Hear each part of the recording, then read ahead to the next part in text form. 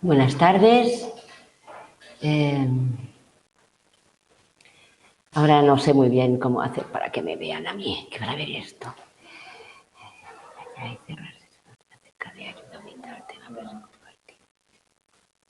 Hola, buenas tardes.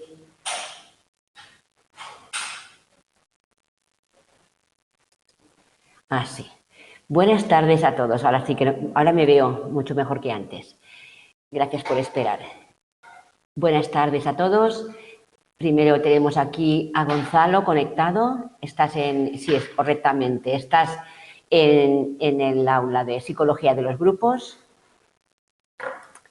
Y buenas tardes a todos vosotros. Me alegra un montón que estéis aquí, porque siendo la primera tutoría, presentarse para personas que estén conectadas o presenciales es más fácil, ¿no? Que cuando tienes que imaginarte aquellos que te pueden ver o escuchar más adelante. Que sí que lo sé, pero que no es lo mismo, ¿verdad? Porque también yo necesito cierto feedback. Gonzalo, eres mujer y te llamas Génesis. Muy bien. Es que no eres Gonzalo, eres Lozano. Claro, lo he leído mal, discúlpame. Yo le digo Lozano, sí. Oh, no, perdón, eres Lozano. Génesis, G. Gracias. G de Génesis y Lozano. Génesis Lozano. Sí, Lozano como apellido, correcto. Ahora he entendido completamente. Bueno, buenas tardes. Mi nombre es Catalina Carreras. Mi nombre es Catalina Carreras y voy a ser vuestra tutora para esta asignatura, Psicología de los Grupos, que es una asignatura de la carrera de Psicología en tercer curso. Y bueno, y los que estáis aquí ya estáis próximos y estáis ya casi como directos hacia la final. Quiero decir que los que llegan a tercer curso hacen cuarto. O sea, sí, los que llegan a tercero ya llegan a cuarto. ¿Sabes? El primer curso, el primer año completo, que lo puedes hacer en varios cursos, es ese en donde tienes que medir tus fuerzas, si estás trabajando, tienes familia, las posibilidades que tienes de estudio, porque muchos de vosotros no sois de profesión estudiante, entonces es más complicado. Pero cuando ya estás en tercero, se llega a cuarto, o sea que bienvenidos. ¿Y me podéis recordar vuestros nombres?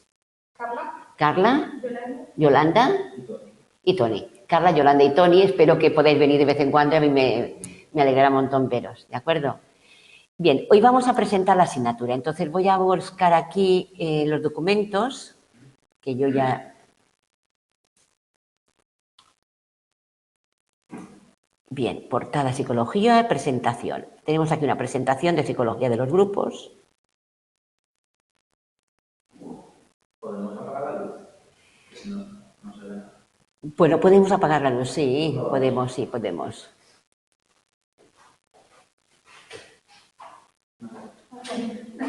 Sí.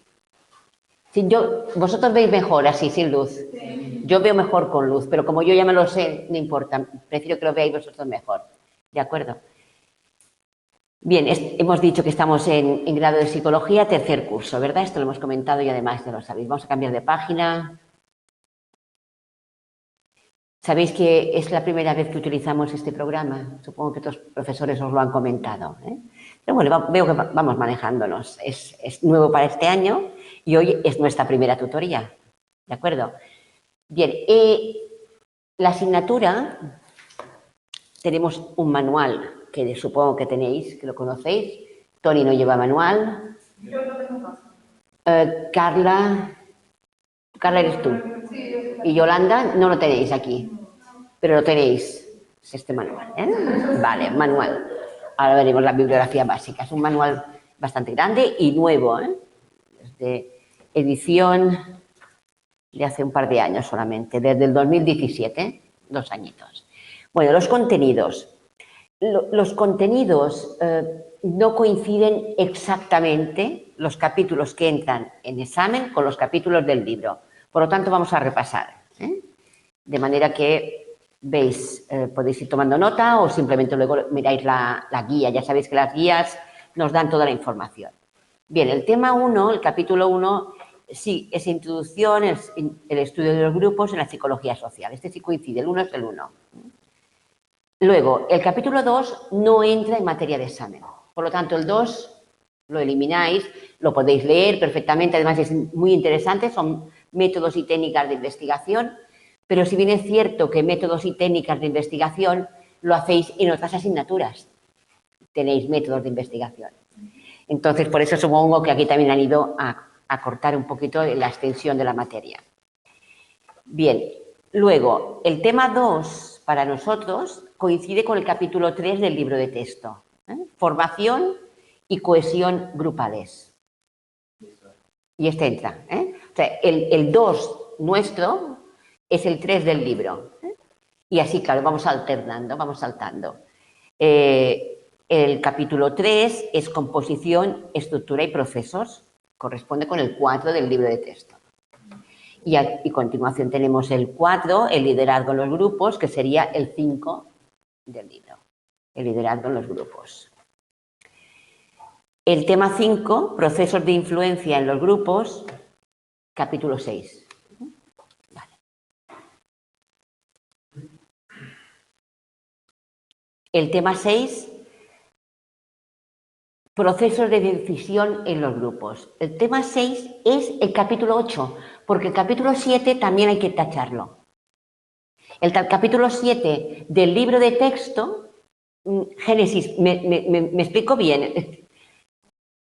Se me entiende, ¿verdad? Voy saltando. Tenemos por ahora el capítulo 2 y el capítulo 7 del libro de texto, que lo eliminamos de materia de examen, ¿de acuerdo? Bien, lo repito para Génesis. El capítulo 2 y el capítulo 7 del libro de texto, de nuestro libro de texto, queda fuera de examen, y no constituye materia de preparación de examen. Por lo tanto, el tema 6 que tenemos que preparar nosotros para la materia, el tema 6, procesos de decisión en los grupos, coincide con el capítulo 8 del libro de texto, ¿de acuerdo? Y ahora ya hemos saltado 2. Y el tema 7, relaciones intergrupales, fundamentos teóricos, coincide con el capítulo 9. Vais viendo, porque hemos saltado 2, es fácil. Vamos al tema 10, la interacción grupal. Perdón, he saltado. El 8, la estigmatización social. El 8, la estigmatización social, coincide con el tema 10 del texto. El tema 9, los grupos de discusión. Los grupos de discusión coincide con el capítulo 11, es el tema 9 para nosotros.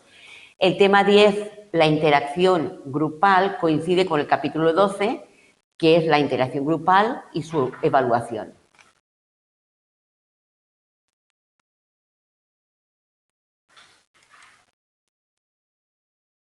Y no hay más capítulos. Es decir, los capítulos que quedan en el texto, en el libro, no son materia de examen. ¿Vale? Porque tendríamos luego el 13, que es el grupo de trabajo eficaz, el 14, la acción colectiva, el 15, la estigmatización hacia diversos grupos sociales. ¿Vale? Estos no entran. Entran 10. 10 temas que hemos ido nombrando de uno en uno, eliminando el 2 y el 7 del libro de texto, pues todos los que sean 10. Bien, yo recomiendo también que, supongo que lo hacéis, que leáis la guía de estudio. La guía de estudio la podéis encontrar tanto en UNED.es como en la web de Baleares, guías de estudio de las asignaturas. Porque la guía de estudio os da la información básica del manejo de la asignatura. Y esto están las guías de estudio para cada una de las asignaturas que tengáis, siempre, ya lo sabéis, de 2 años. Bueno, entonces, tenéis una presentación y contextualización, bastante extensa, unos requisitos y recomendaciones para cursar la asignatura, un listado del equipo docente en la sede central, los despachos, números de teléfono de contacto con el equipo docente por si en algún momento, o correos electrónicos, si lo necesitarais. Luego os hablan de la tutorización en los centros asociados, que es lo que haremos, y luego las competencias del estudiante, resultados de aprendizaje y contenidos. Tenéis 10 temas, los que hemos comentado. Aquí vuelvo a mostraros. No sé si lo veis bien, no podéis leerlo, por supuesto, pero 10 temas. Y lo tenéis en la guía de la asignatura, ¿no? Luego también os habla del sistema de evaluación, pero bueno, ahora esto lo veremos y también hablaremos de la PEC. Y si nos sobra tiempo, empezamos con el tema 1 y vamos explicando, temario. Bien, la bibliografía básica es el libro que os he mostrado, Psicología de los grupos, de 2017. Es bastante nuevo, comparado con el que teníamos, que era mucho más antiguo y tal. El libro de textos obligatorio se recomienda la consulta de la guía de estudio. Editorial UNED. Bien, vamos a ver tipo de examen que tenéis. El examen, aunque ya nos falta mucho porque será en finales de enero, principios de febrero, ya lo sabéis, es tipo test. El contenido del libro es muy atractivo y es entretenido incluso. Nos permite a veces debatir. A mí me encanta cuando somos algunos, pues es más divertido porque ponemos ejemplos de la vida cotidiana, de lo que son los grupos que conocemos. Bien, entonces en el sistema de evaluación tenéis un examen de tipo test con 27 preguntas. Si no me equivoco, aquí no lo pone, pero creo que son 3 alternativas de respuesta y 90 minutos, hora y media. Está bien, ¿eh? Está bien.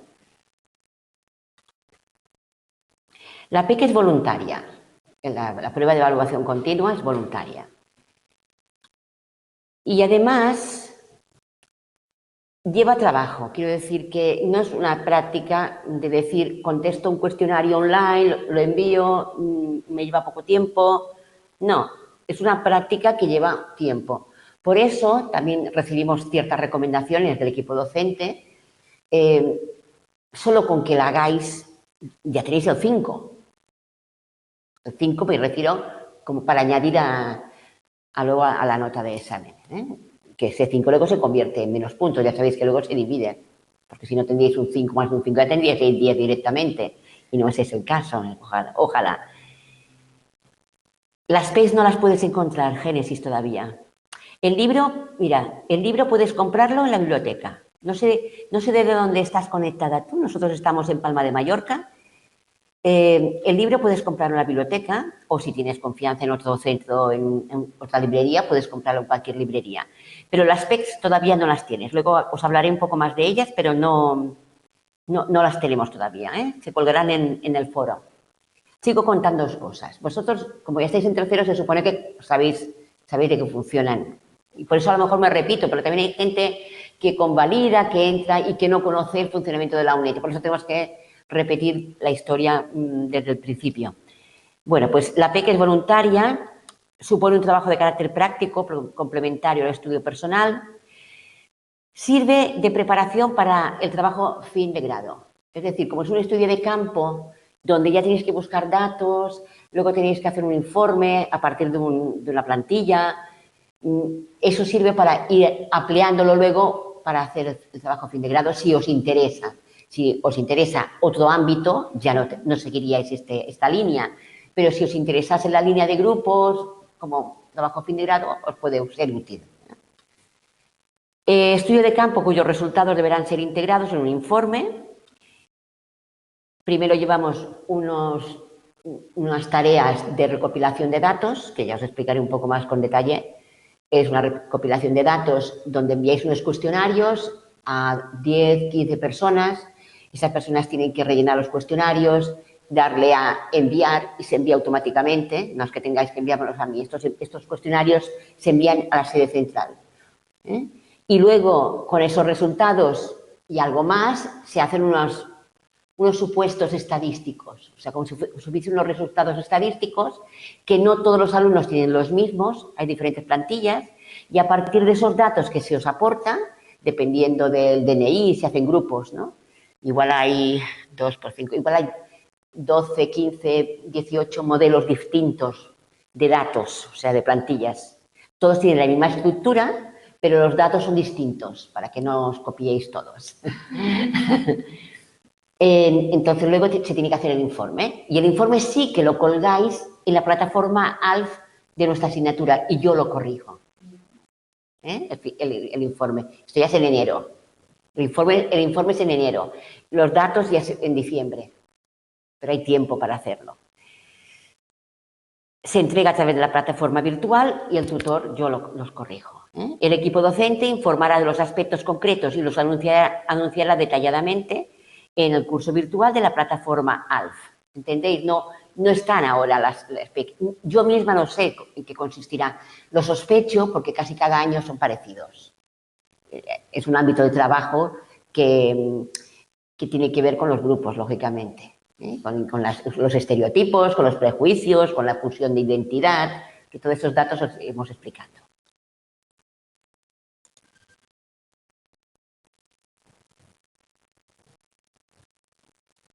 Vale. La PEC también lleva actividades que sirven de base para llevar a cabo, bueno, desarrollar habilidades y destrezas de aprendizaje, ciertamente. Y pues convencer a la gente para que complementen el cuestionario, o comprobar si lo han complementado, porque si no lo han complementado hay que alcanzar un mínimo de cuestionarios enviados y algunos alumnos pues envían más de los que se necesitan para asegurarse de que tendrán suficientes. También otra forma de asegurarse es preguntarlo, pero si no quieres preguntarlo, pues luego el equipo docente os avisa, que creo que es un gran detalle, el equipo docente avisa a los alumnos que no han alcanzado el número concreto de cuestionarios, que suelen ser 10. O sea, si tú envías a 10 y 5 te engañan y no lo cumplimentan, entonces te faltarían datos. Pero el equipo docente luego avisa a los alumnos para que puedas enviar más. Pero yo recomiendo que si lo hacéis, enviéis a más o comprobéis si lo han hecho. Vale, no es obligatoria, repercute hasta en un punto en la calificación final, que va muy bien, la verdad. Si no se hace la PEC, la nota máxima es un 9, porque la PEC te aporta un 10% y el examen te aporta el 90% de la nota. Entonces, no tendrás un 10 en el examen.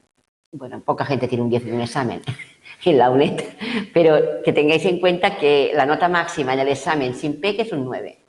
Y la nota máxima de la PEC es un 1 porque es un 10. La PEC estará accesible en la plataforma ALF y será corregida por el profesor tutor. Normalmente, yo creo que dentro de un mes y medio, algo así, sí.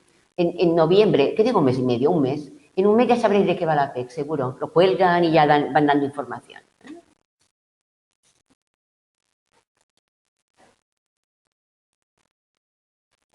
Bien. La calificación otorgada por el tutor de la PEC se sumará a la nota final del examen, sea cual sea la nota del examen. Eso está bien. Porque sea la nota que sea, claro, si tienes una nota muy bajita y te suman un puntito de P, pues puedes aprobar. La nota mínima para superar la asignatura es de 5 puntos, sumando la nota del examen y la PEC. Sí, entiendo que sí. El examen representa el 90% de la nota hasta un máximo de 9 puntos en la nota final. Para aprobar, si no se realiza la PEC, habrá que obtener al menos un 5. Porque al principio, años A, tenías que sacar un 6,5. O no, mentiras, un 5,6. Al revés, un 5,6 tienes que sacar. Porque si te da el 9%, el 90% el del examen, el corte no está en 5, está en 5,6. Pero lo quitaron. ¿Veis? Con un 5 de examen, eso está muy bien también. Con un 5 de examen podéis aprobar, ¿de acuerdo? Si alguien dice, no, yo la PEC no la hago porque es un trabajazo, pues con un 5 del examen apruebas. Porque antes era un 5,6, hace algunos años. 5. También existe, y eso es muy interesante, os lo leo aunque espero que no os haga ninguna falta. Existe la posibilidad de realizar una práctica compensatoria valorada en 0,5 puntos, un medio puntito. Para los alumnos que hayan obtenido entre 4,5 o 5, que estarían aprobados, pero bueno, que yo quiero sacar un poquito más de nota, en el examen final. Si en el examen final tienes un 4,5 y suspendes por 0,5, te apuntas a esa práctica compensatoria. Y esta práctica compensatoria la publica el equipo docente después de los exámenes de febrero. Pues ¿Es como esa práctica? O sea, no lo sé, porque la hacéis directamente con el equipo docente. Ahí ya no corrijo yo ni pasa por mí. La hacéis directamente con ellos. Y no sé quién las hace, porque no tengo feedback. No, porque yo puedo entrar en entrega de tareas o calificaciones y yo sé qué alumnos han hecho la PEC. Yo la corrijo, pero además el nombre y apellidos, yo sé quién la ha hecho. Pero quien hace la tarea, la práctica compensatoria, no lo veo. Bien, entonces los alumnos que tienen un 4,5 o un 5 y quieren subir un poco de nota, bueno, pues pueden hacer esa práctica compensatoria. Pero, Catalina, sí. Solo con lo de atrás, la nota mínima, si sacas 4 en el examen y tienes 1 de la PEC, ya te sube así. Yo pienso que sí. Es así, ¿no? Porque sí, no lo dice, pero no lo dice, no, ni la guía de la asignatura tampoco lo dice. Pero sí lo... Sumando nota del examen. Sí, sí, es lo que... Yo por eso lo he puesto en negrita. ¿Correcto? Y además recuerdo que hace años atrás tenías que sacar un 5,6 del examen para aprobar. Y aquí, eso sí, obtener para aprobar, si no se realiza la PEC, un 5. Al menos, como mínimo. No, pero la nota mínima para superar la asignatura es de 5 puntos, sumando. No, lee aquí, para aprobar, si no se realiza la PEC, también. ¿De acuerdo? Sí, si no la hacemos, pero como yo cuento que la voy a hacer, entonces yo... Pues entonces 4 más 1, 5. Claro. Perfecto. Seguimos. Hemos visto la evaluación. Esto lo tenemos ya listo. Bien. Vamos aquí a cerrar esto. Y vamos a buscar el PAT. PAT, Psicología de los Grupos. Y vamos a verlo. Uy, esto tengo que aumentarlo. ¿Cómo lo aumentamos esto? Más. Abajo. Abajo, no, abajo no. ¿Dónde, cariño? Aquí. Esto, aquí. Mover barra de herramienta. Esto es mover barra de herramientas. No, esto no es. Bueno, esto es mover barra de herramientas, no. No, y aquí tenemos lápiz. Esto, aquí. No, esto es papelera. La lupita está aquí. Y le damos a la lupa. No. Sí, aquí hay más. A ver, espera, más, ya está. Uy, por favor, ¿cómo vamos aprendiendo? Tenemos que quitar la lupa, porque esta lupa no nos sirve para nada, Dios mío. Vaya lío con la lupa. Venga, a ver cómo se quita la lupa. La quitamos. Menos y más. Bueno, y la lupa no se quita. Quitaré la ficha, el punzón. Bien, este es el PAT, el Plan de Acción Tutorial. Ya lo conocéis porque en otras asignaturas lo hemos colgado. Es una plantilla donde el tutor os presentamos lo que será la temporalización de la asignatura. Aquí vamos a ir dando cada semana. Martes, bueno, me sirve para la lupa, ¿vale? Martes, 17:30, me adapto al medio, os dais cuenta. Aula 13, ¿de acuerdo? Vale. Y tenemos aquí el calendario. Bueno, esta página web, Enlaces Grabaciones, lo digo para los que a lo mejor sean nuevos aquí, es la página de la UNED, Centro Asociado Islas Baleares, donde tenemos las grabaciones, donde encontráis todas las grabaciones. Y tenemos las sesiones de octubre, hoy teníamos presentación, pero si nos queda tiempo, pues vamos al tema 1, noviembre, diciembre y enero. Vamos a la siguiente página.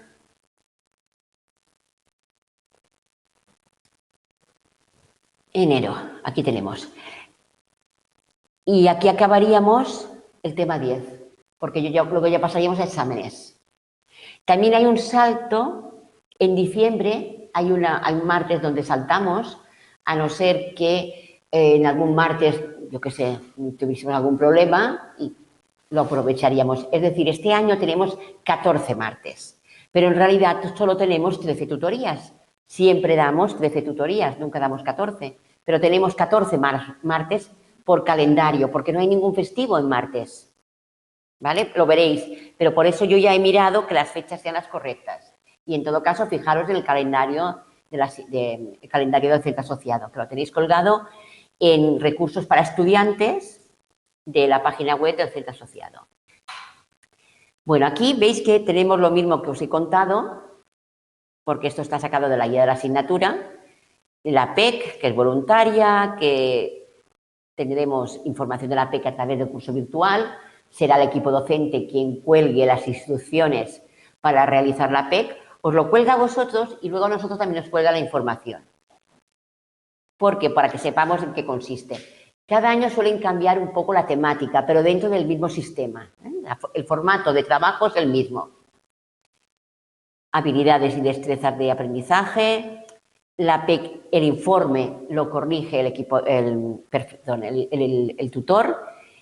Los cuestionarios de opinión se envían y automáticamente llegan a la sede central, no tenéis que enviarlos, los enviáis, el enlace lo enviáis a los usuarios, amigos, conocidos que queráis que colaboren con vosotros, como si fueran sujetos experimentales, ¿de acuerdo?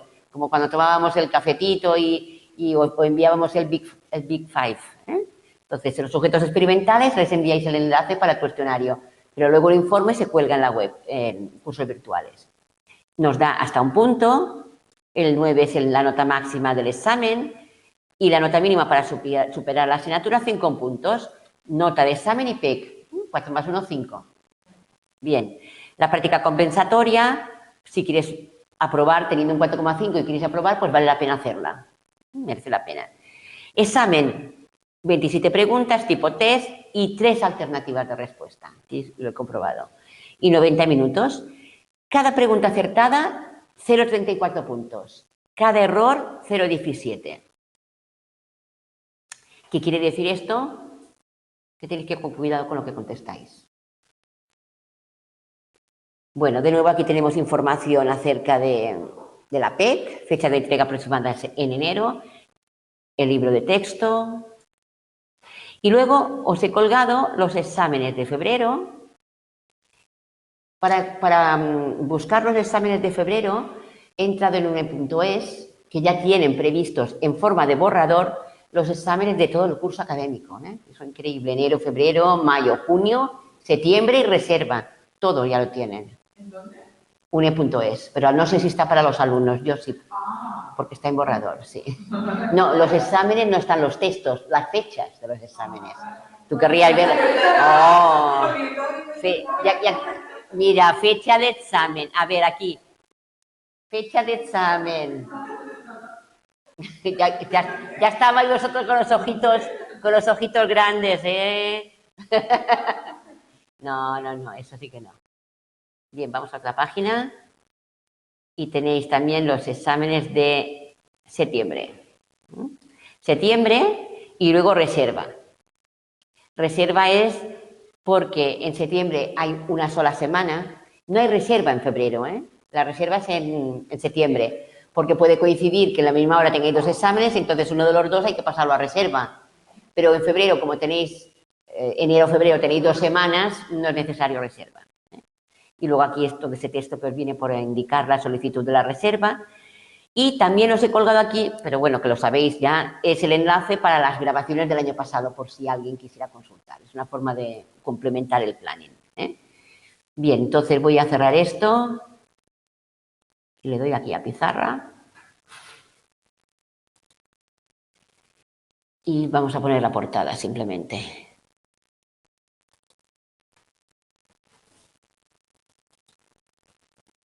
Y ahora necesitamos hacer que esto sea más pequeñito. Vale. Y esta dichosa lupa, que no sé cómo la quitamos. Ya me informaré yo cómo quitar la lupa luego. ¿Es relativamente nuevo o es...? Es de 2 años, hace 2 años. Es relativamente nuevo. Sí, porque es edición de 2017. Vale, porque a veces hacen un update de algo que está desde hace 8 o 10 años. No, es relativamente nuevo, sí. Igual que os he comentado que también es muy nuevo lo de que para aprobar sin PEC ya no tienes que sacar un 5,6 del examen, sino que es suficiente tener un 5, que eso también está muy bien. Bueno, entonces ahora vamos a alguna pregunta que se os ocurra, cualquier cosa. Los exámenes son muy... Los exámenes, buena pregunta, por eso quería saber cuáles eran las preguntas, ¿verdad? Pero no yo no las sé. Yo he comentado antes de que tú llegases que el texto es muy agradable de leer, pero las preguntas a veces se complican un poquito. Pero no hemos ido hablando semana por semana, pero esto lo tendréis, os lo colgaré mañana, por ejemplo. Veréis que cuando vamos capítulo por capítulo dejamos 2 tutorías para la PEC. El año pasado dejé la última tutoría para exámenes porque nos cundió mucho la explicación y entonces la última sesión de tutoría la dedicamos a hacer exámenes, a preparar exámenes. Y debe estar grabada esta última sesión, preguntas y respuestas, seguramente está grabada. Pero de todas maneras también la haremos este año, cogeremos otros exámenes y la haremos también. El libro es agradable y el examen, lógicamente... Hay preguntas que sí, que si has estudiado directamente, pero luego siempre ya sabéis que hay una fórmula para que no todo el mundo tenga un 10. Y es como retorcer un poquito la pregunta, ¿verdad? Pero no tanto como en según qué asignaturas. Sí, es una asignatura que es más fácil de aprobar, diría yo. No es tan difícil. También tenéis 2 cosas que quiero comentaros y son una fe de ratas. Hay una fe de ratas de algunos errores aquí que yo ya los tengo subsanados en el texto, pero lo que sí puedo hacer es colgaros la fe de ratas, colgarosla en el foro. Sabéis que tenemos un foro, el foro de las Islas Baleares.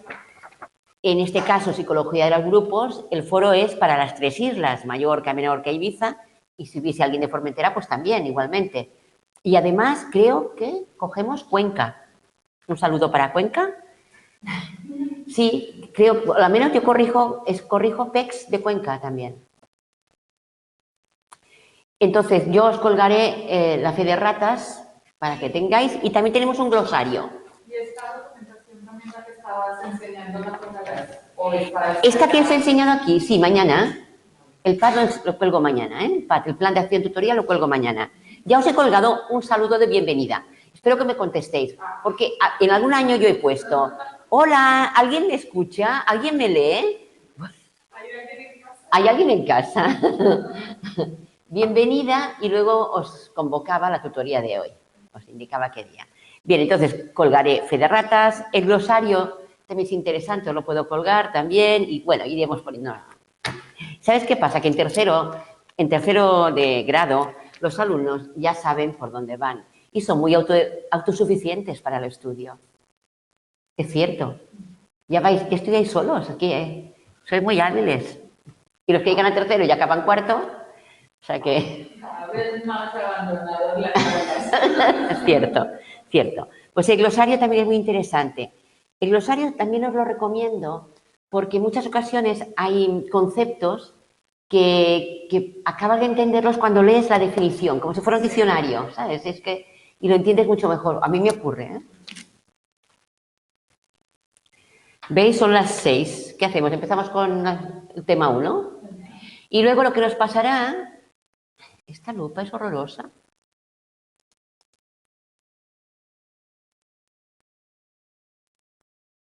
¿Y si le debo...? Sí. No, le quería dar al botón derecho. Quería quitar la lupa, pero no sé cómo. Bueno. He podido aumentar y disminuir el tamaño perfectamente, no hay problema, más, menos. Pero la lupa... ¿Si le das al lápiz o a otra cosa? Sí, le he dado, por ejemplo, al tamaño. Venga, pues al lápiz. Y luego, bueno, sí, y le doy al lápiz y procuraré no escribir nada. Porque luego... Yo quiero poder quitar algo sin dejar nada, sin dejar rastro. Pero es muy chulo porque Sí, es chulo, es chulo. Sí, aquí no voy a subrayar nada, pero en fundamentos sí. Correcto. Bien, ¿os parece que vayamos al tema 1? Sí. Guiadas por el libro, sí. Sí, tú no tienes libro. Sí, lo tengo, pero normalmente los traigo, los cargo y luego no se usan. Claro, claro, claro. Es que aquí hay una papelera, ¿la veis? ¿La veis esta? Pero no me atrevo. Si meto aquí la lupa en la papelera y se me va el no sé qué, lo preguntaré. Como es la primera vez que tenemos estas herramientas, preguntaremos, mirad cómo se parte Carla. Carla se parte. Y metemos la lupa en la papelera y se nos van todas las herramientas. No, a mí esa interfaz me parece chula. Sí, está muy bien. Y además se nos ve, a los ponentes se nos ve un poquito más grandes, ¿verdad que sí? Mira. Dice Obrador. Hola, Obrador, buenas tardes. En el menú de la izquierda. Sí, aquí en el menú. Muy bien, gracias. Lo que pasa es que ya lo hemos quitado la lupa. La hemos quitado porque hemos puesto un lápiz. Y así lo hemos arreglado. Ya está. Vamos al capítulo 1 y comenzamos con ello.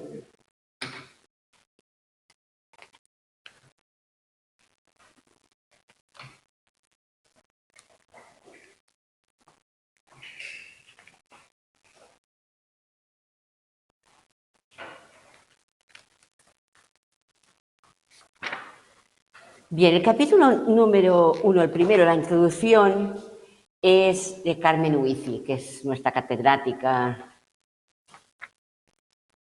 por excelencia. Bien, nos cuenta como anécdota personal de cómo los jóvenes muy a menudo intentan no acatar normas, ¿no? Como romper con las normas. Aquí nos habla de una cierta, dice, aparente paradoja, porque intentan romper las normas, pero luego dentro de su grupo, entre ellos, sus normas son súper estrictas y tienen que ir todos igual vestidos y todos la misma imagen y opinar igual y van todos juntos al mismo sitio. Sí, es decir, rompen normas con los adultos para sentir su independencia y su identidad, pero que luego al final también tienen sus propias normas, entonces también están dentro de un grupo, forman parte de un grupo. Esta es la aparente paradoja. Una de las cuestiones que aporta al individuo la pertenencia al grupo es el aumento de la identificación con su categoría, el aumento de sentirse que forman parte de ese grupo. Porque ello también dice, ese aumento de la identificación, de alguna manera, tiene el efecto de que aumenta la autoestima. El sujeto que se encuentra integrado o aceptado en el grupo siente que tiene cierta valía. Si te echan del grupo parece como que tienes tú que ser muy valiente para sentirte importante, porque lo más fácil es sentirte como discriminado, sentir que te echan fuera. Muchas veces el bullying viene por marginarte, no hace falta que te peguen, simplemente con que te dejen de lado y no te hablen y ya te sientes fatal, ¿de acuerdo? ¿Esto es en general para los adolescentes o para los humanos en general? Yo diría que en general, ¿o no? Si tu grupo... Yo me autoexcluyo y me siento la reina. Bueno, muy bien, pero no es lo mismo que te autoexcluyas tú a que los demás no te hablen. No es lo mismo. O que tú quieras ir con un grupo y te digan, no, tú no te queremos. O cuando te montan un grupo paralelo a escondidas. Ah, pues por ejemplo. Bien, vamos ahora a la página 26, el punto 2, desarrollo histórico del estudio de los grupos en psicología social. Dentro del desarrollo histórico habría la opinión de si existe el grupo como una entidad superlativa, como más importante que los individuos, o si en realidad no, la mente del grupo no existe y lo único que hay es los individuos sumados, ¿no? Por eso aquí tenéis en el punto 2 de la página 26 las entidades supraindividuales como mente de grupo.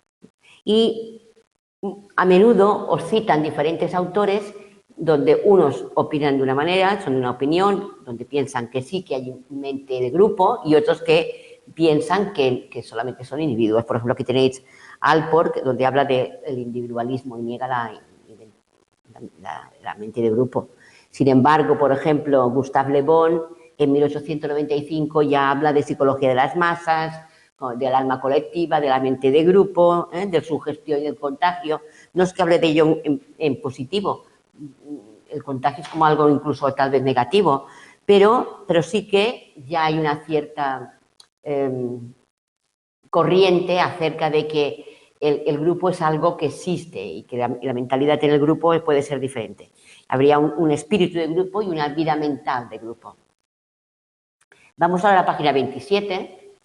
Tenéis dos autores que conviene que memoricéis, que son Cherif y Lewin.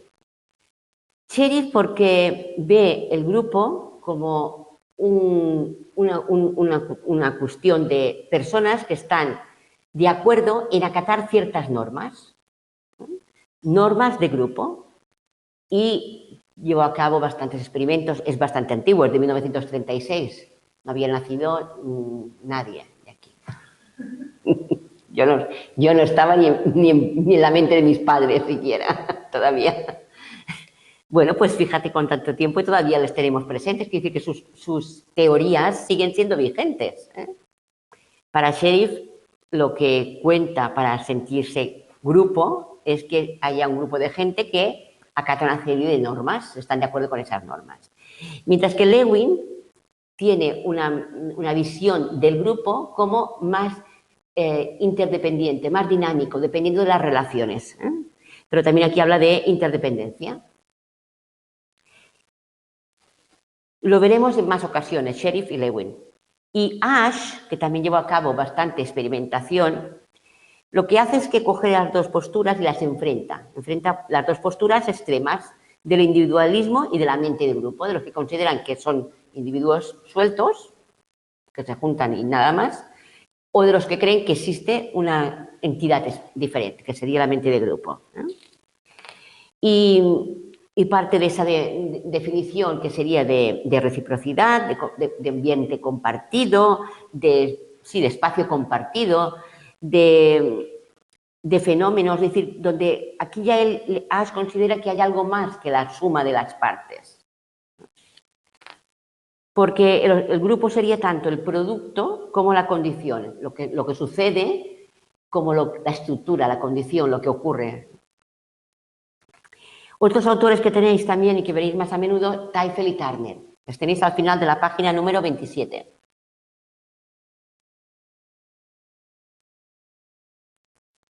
Teifel y Turner son autores de la teoría de la identidad social. En esa identidad social lo que explica es que el individuo de alguna manera transforma su yo a nosotros, transforma lo que sería individual a lo colectivo. Su comportamiento pasa a ser de carácter colectivo y compartir una identidad social. Ese compartir es lo que tiene mayor impacto. Y eso también, aunque hablamos de Teifel y Turner, tiene algo que ver con Lewin cuando decía interdependencia, la relación entre ellos.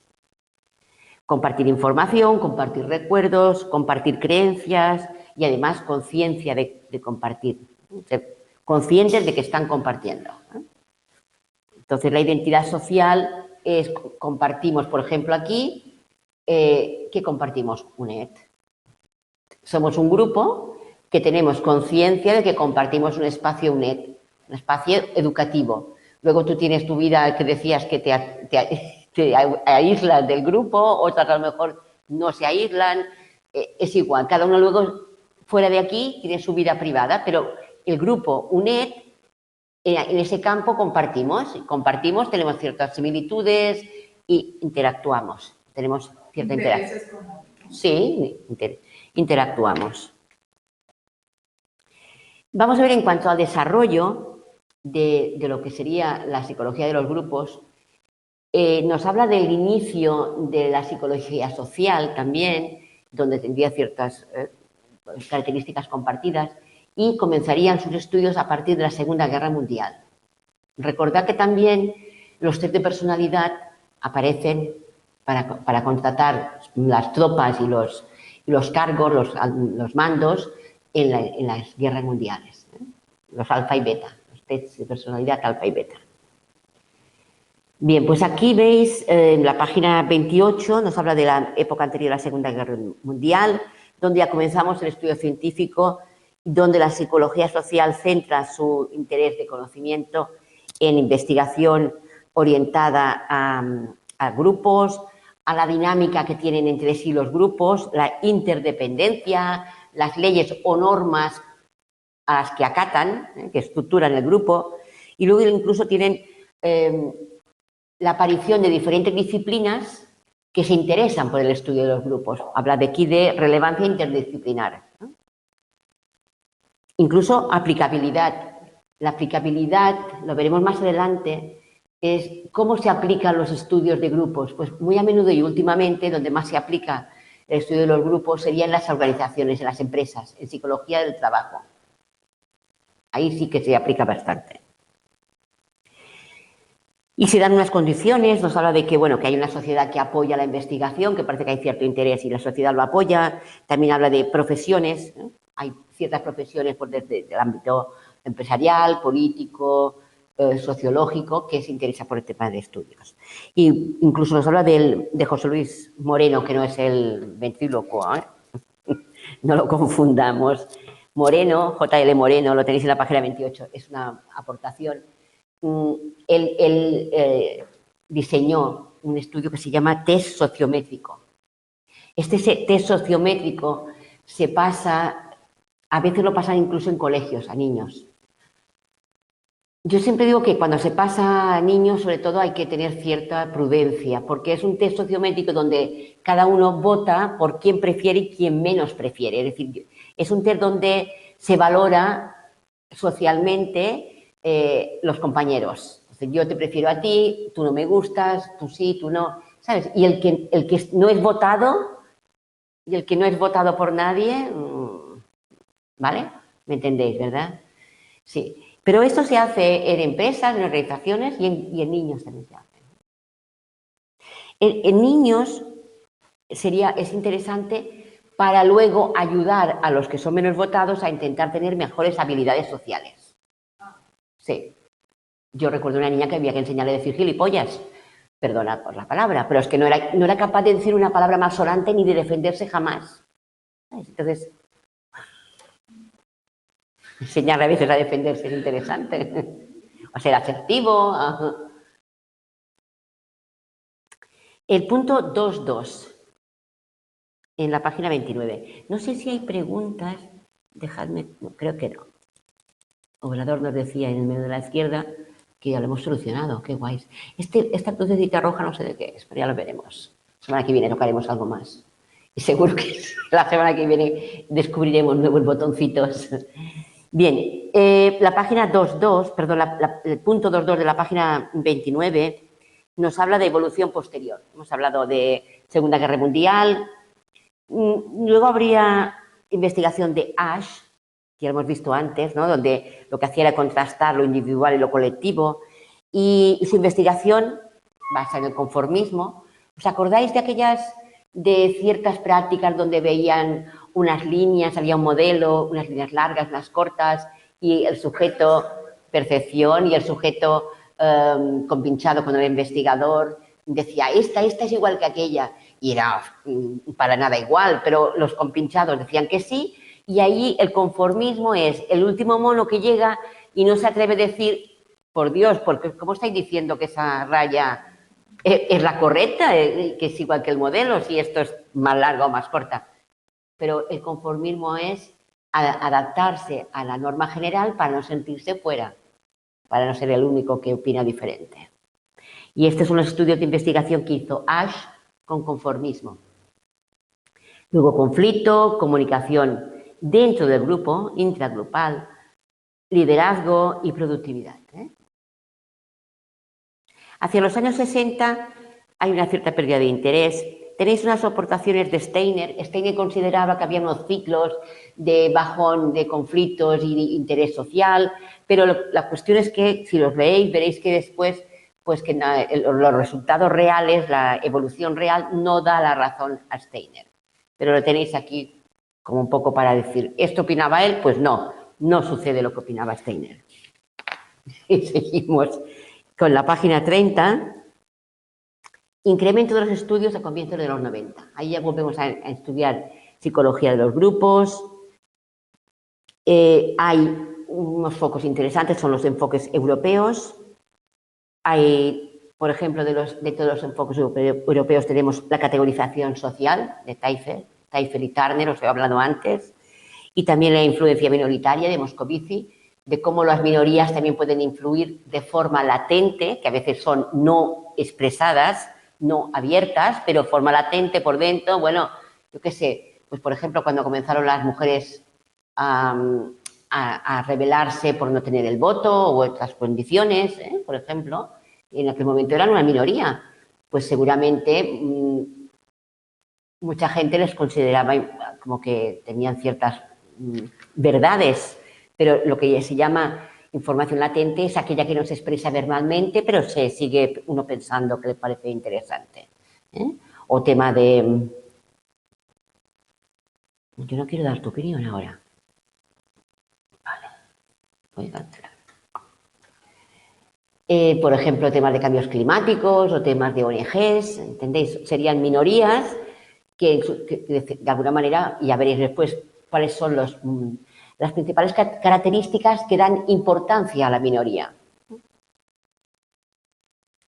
Y siguiendo ese periodo entre 1975 y 2000 y pico, aquí pone 2006, pero podemos acercarlo más, pues mayor atención a relaciones intergrupales, entre grupos, identidad social. De hecho, el trabajo que haréis tiene que ver con la identidad social. Conflicto intergrupal y estereotipos. Estereotipos y prejuicios. Los estereotipos muchas veces son la base de los prejuicios. Es decir, percepción del hecho grupo, del grupo externo, con falta de información. Entonces, cogemos una característica individual y la generalizamos. Y vamos a la página 31. Tendencias en la actualidad. Tenemos aplicación de estudio de los grupos en las organizaciones, en la comunicación, en los procesos intergrupales, por ejemplo, los aspectos cognitivos, que sería percepción, estereotipos, etc. Dos nuevas conceptualizaciones tenemos también en la actualidad, que sería la cognición social y la teoría del yo, la del yo. La nueva conceptualización de la cognición. Todo ello viene con la psicología cognitiva, la forma de percibir, el carácter social compartido, el consenso y la conceptualización del yo. El yo como visto desde una perspectiva social, el yo visto como dentro de un grupo, yo dentro de ese grupo. Transformación del yo desde lo individual a lo colectivo. Y el enfoque cultural, las comparaciones entre culturas colectivistas y culturas individualistas. Colectivistas, aquellas que dan más importancia a nosotros, al grupo, a la pertenencia, son culturas orientales, más bien. Y las culturas individualistas, más bien occidentales, Norteamérica, Europa, individualismo. En la página 31 tenéis a estas dos nuevas formas de concebir, la teoría del yo y la de la cognición social. Tenéis un trabajo más reciente, que sería la fusión de la identidad. Eso, marcároslo, porque eso formará parte de la PEC. Fusión de identidad, porque Gómez, Seile, Morales, Wizzi.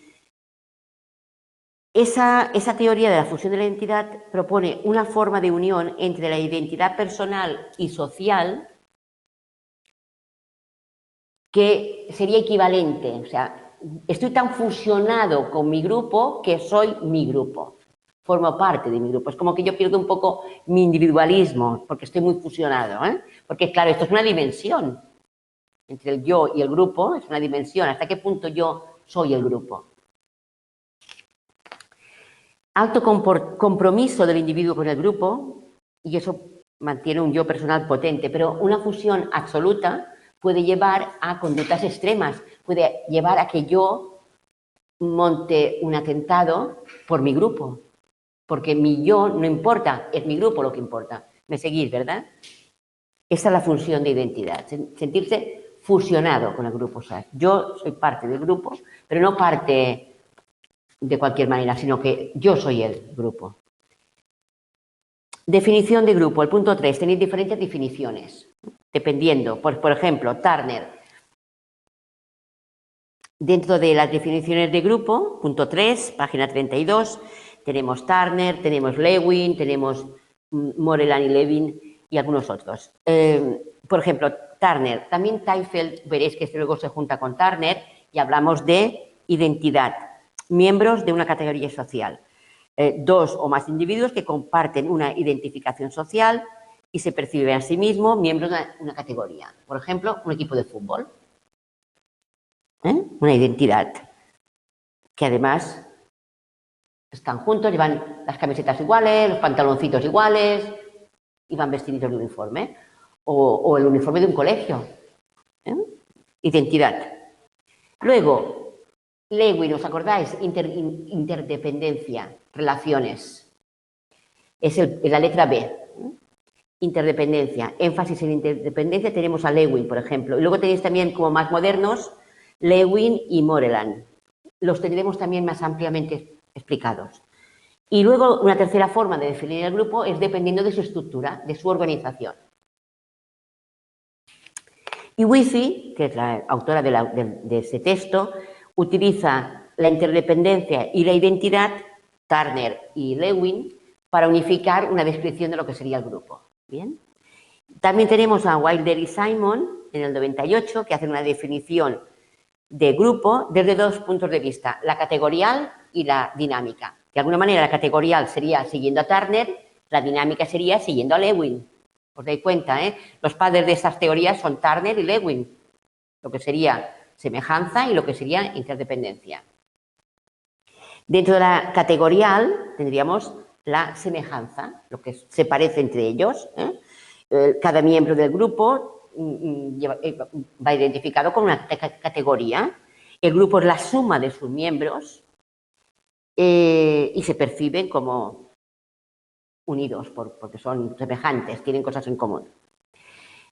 Si la definición es más dinámica, más dependiendo de la relación, de la interdependencia, podemos seguir la página siguiente, tiene que ver con que el grupo es algo más que la suma de sus partes. Recordad que esos son conceptos un tanto gestálticos, de la psicología de la Gestalt.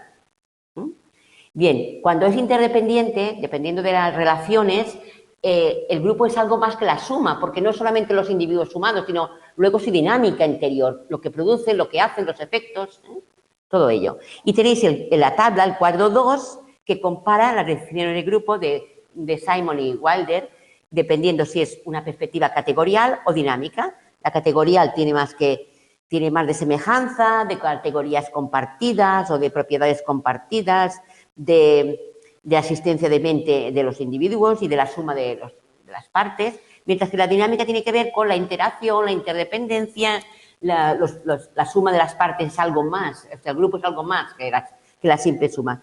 Y, por otra parte, luego resulta que ambas perspectivas son complementarias. O sea, primero, los autores Wilder y Simon nos explican estos dos puntos de vista como definición de grupo, pero luego otros autores nos hablan de que no son excluyentes, sino que pueden ser complementarias. Y vamos a saltar un poco, porque volvemos a hablar de la identidad social de Turner y bla, bla. Punto 3.3, no, ya no, porque son inmediatos y tengo que irme corriendo al aula 3/4 que llegaré tarde. Vamos a cortar aquí. ¿Qué página es? ¿En qué página? No lo sé, pero ya no tengo tiempo. Estoy en el punto 3.3. Ya no puedo más porque tengo que cortar ya, pero aquí. Aquí, presencia, cerrar sesión, detener grabación.